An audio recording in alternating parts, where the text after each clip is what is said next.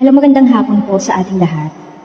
Sabay-sabay po nating pakinggan yung buhay pag-ibig na isinend sa atin ng ating first letter sender na itinago ko na lamang sa pangalang Nicole. Siya po ay nagmula sa Leyte. So, ang sulat na isinend niya po sa akin ay tinranslate ko sa Tagalog dahil po siya ay nahihirapan na mag-Tagalog. So, ayan guys, sabay-sabay po nating pakinggan yung kanyang kwento. Hello, DJ Lala. Itago niyo na lamang po ako sa pangalang Nicole. Pasensya na po kayo at hindi po ako magaling mag-Tagalog. I-translate niyo na lang po ito sa Tagalog para po mas maintindihan ng inyong mga viewers. 16 years old po ako nang makilala ko si Carlos. Nagtatrabaho po ako noon bilang kasambahay sa karatig bayan namin. Isa po akong breadwinner at meron po akong mga pinag-aaral na mga kapatid. Sobra po akong nahulog na pagiging mabait at malambing sa akin ni Carlos. Unang boyfriend ko po siya, kaya po sobra po talagang binuhos ko po ang aking pagmamahal. Wow! Nakilala ko po si Carlos noon nang minsang mag-day off po ako. Nagkakwentuhan po kami, nagkapalagayan ng loob, nung madalas na po yung pag-uusap namin sa Messenger. Sobrang naging masaya po ako, DJ Lala. Kasi ngayon lang po ako nakaramdam ng may lalaking nagmamahal dahil hindi naman po ako ganun kagandahan, DJ Lala. Lumipas po ang 1 buwan, 2 buwan na naging maayos yung pagsasama at relasyon namin ni Carlos. Hanggang sa unti-unti na rin po nga napapansin ko na nagbabago na siya sa akin. May mga oras po, DJ Lala, na lumalabas kami pero madalas po siyang nalilate sa usapan namin. Dumarating din po yung time na hindi siya nakakasipot dahil ang sabi niya ay marami siyang trabaho. Pero hindi ko po alam, DJ Lala, hindi naman po ako nagtatanong kung anong trabaho ni Carlos dahil naging mailap po siya pagka tinatanong ko po siya ng mga personal na sa buhay niya.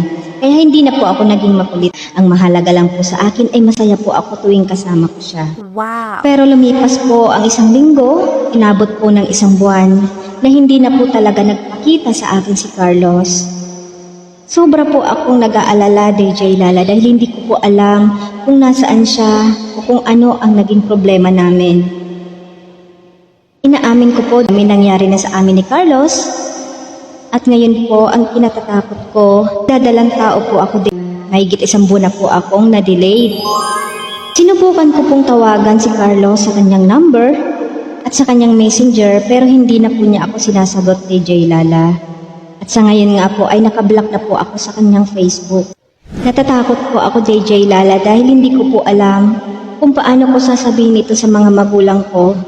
Natatakot po ako na madidisappoint ko po sila at ako lang po yung inaasahan nilang nakakatulong sa pag-aaral ng mga kapatid ko. Hanggang sa isang araw po ay inutusan po ako ng aking amo na magpunta ng bayan para ipagawa ang cellphone niya na nasira. At doon ko na nga po, DJ Lala, nakita itong si Carlos na may-ari po pala siya ng isang cellphone repair shop. Nakita ko rin po doon na may isang babaeng at may katabing batang babae na sa tingin po ay pamilya ni Carlos. Nagulat po si Carlos nang makita ako. Pero dahil nga po nandyan yung kanyang pamilya, hindi niya po ako pinansin bilang ako, kundi bilang isang customer. Kinuha niya po ang cellphone at inayos, at nung natapos na po ito, ibinalik niya sa akin. Nung pagkatalikod ko po ay hindi ko po alam na sinundan po pala ako ni Carlos. Ay sinabihan niya ako na kalimutan ko na raw po siya dahil may pamilya na daw po siya. Napakasakit po, DJ Lala, dahil wala man lang po akong narinig kahit isang salita na sorry or kumusta ka na. Sa ngayon po, DJ Lala, ay naisip ko na umuwi na lang ng aming probinsya at sabihin sa aking mga magulang kahit po ako ay natatakot kung ano po na sobrang madidisappoint ko sila. Pero wala na po akong choice, DJ Lala, dahil wala po akong ibang malalapitan bukod sa aking pamilya. Sana po ay mabigyan niyo po ako ng advice kung ano po ang mga dapat kong gawin kung sasabihin ko po ba ito sa lalaking nakabuntis sa akin. Hanggang dito na lang po. Maraming salamat po sa channel ninyo at na ilabas ko po kung ano yung nasa sa loob ko ngayon. Nagmamahal, Nicole. Alam kong sobrang bigat ng pinagdadaanan mo sa ngayon. At alam ko rin na marami ang nakakaranas niyan, hindi lang ikaw. Alam kong marami ang makaka-relate na makakapanood ng video na ito. Ang advice ko lang siguro sa iyo ay, tama yan na naisip mo na umuwi sa probinsya nyo at sabihin sa mga magulang mo. Dahil tandaan mo, na sa panahon na lugmok tayo, walang ibang sasagip sa atin at dadamay sa atin maliban sa pamilya natin, lalong-lalo na ang mga magulang natin. Ako bilang magulang, kung anak kita at anak ko ang nasa sitwasyon mo, iintindihin at dadamayan kita kasi alam ko na mas kailangan mo ako sa mga oras na ito at alam ko rin na yan din ang gagawin ng mga magulang mo, Nicole.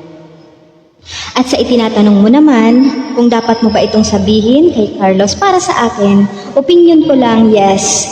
Dapat malaman ni Carlos, hindi dahil sa may karapatan siya, dahil tatay siya ng dinadala mo, kundi may responsibilidad siya sa anak niya sa'yo. So, mas okay kung sasabihin mo sa kanya yon para sa kapakanan ng magiging anak ninyo at sa ikakapayapa rin ng loob mo. So, for now, yun lang ang maya advice ko sa'yo, Nicole. Pwede kang magbasa sa ating mga viewers, sa mga comment kung ano rin ang maya advice ng ating mga mahal na viewers para sa'yo, Nicole. Maraming salamat sa pagtitiwala mo ng iyong kwento ng pag-ibig. So, yun lang, guys.